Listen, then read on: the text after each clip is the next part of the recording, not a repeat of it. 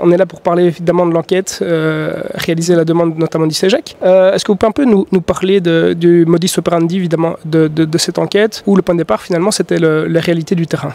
Tout à fait. Donc c'est un postulat qu'on a effectivement choisi au départ, c'est de ne pas partir de cadrage théorique existant, mais bien de partir du terrain pour construire en fait, écouter et pouvoir avoir tous les axes de questionnement, en tout cas tous les axes qui faisaient partie de la condition d'exercice de la fonction de direction. Une grande richesse, c'est après peut-être la difficulté de cerner un peu les différentes difficultés, les différents points positifs, surtout que c'était vraiment par région et par niveau d'enseignement différent. Oui, tout à fait. Donc là, effectivement, il y a une grande diversité des situations et des conditions d'exercice, bien évidemment. Et l'exercice était quand même assez compliqué de pouvoir avoir une vision commune. Mais c'est ça aussi la richesse de l'étude.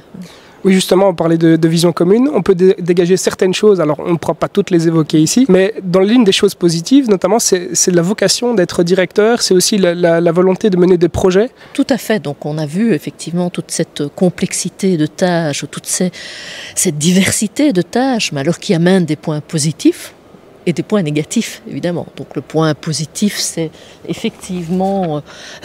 C'est une activité foisonnante qui est passionnante, hein, d'après les directeurs, parce qu'ils ont pris un plaisir de pouvoir s'exprimer. Alors d'abord de manière qualitative, puisqu'on a été faire des entretiens qualitatifs, mais aussi de manière quantitative, après, avec la masse des réponses qu'on a reçues à notre questionnaire en ligne. Donc pour eux, c'est vraiment une activité passionnante. Donc c'est ce qu'on voit, donc c'est le positif de la fonction. Ils y trouvent un sens vraiment profond dans leur travail. Ça, on a remarqué aussi.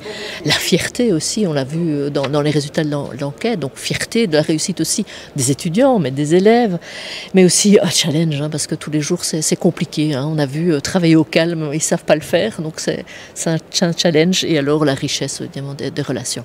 Le négatif, je ne sais pas si vous allez en venir. Oui, c'est ça, j'allais venir un petit peu au négatif. Vous parlez du challenge, il y a évidemment des difficultés. Voilà. Une des difficultés, c'était de trouver du temps pour soi notamment. Voilà, trouver du temps pour soi, trouver du temps pour la réflexion. On l'a vu dans les autres interventions que c'était important au niveau du changement, etc., de trouver du temps pour la réflexion. Ils ont trop peu de temps pour la réflexion. Et donc là, c'est un peu dommage. Ils sont accaparés par des tâches dites chronophages, qui sont des tâches administratives, et qu'ils aimeraient bien réduire, évidemment. Donc c'est ce qu'on voit. On en vient peut-être à un des souhaits exprimés, qui est peut-être intéressant pour l'avenir. Je crois que c'est un combat de longue haleine au niveau de l'enseignement. C'est avoir la possibilité de se former et aussi avoir de l'accompagnement. Tout à fait. Donc on a vu dans l'enquête qu'il y avait 3/4 des directions qui souhaitent se former davantage et être accompagnées. Donc évidemment, c'est un souhait assez important. Et donc ça dénote aussi le fait de pouvoir que c'est un challenge de tous les jours, qu'on est conscient de ses difficultés, mais qu'on est conscient aussi qu'il faut pouvoir avoir ce temps de réflexion. Donc pour pouvoir avancer, changer, peut-être arriver au changement. Oui, temps de réflexion, aussi un petit peu d'accompagnement en plus, qui peut-être permettrait aux directeurs, directrices, on sait qu'il y en a beaucoup aussi, de fonction majoritairement féminine. Exactement, de dégager justement ce temps pour soi comme ils le revendiquent. Autre préoccupation ici, plus pour l'avenir, on sait qu'on est déjà dans un climat de pénurie et on voit que c'était combien la moitié qui réfléchit.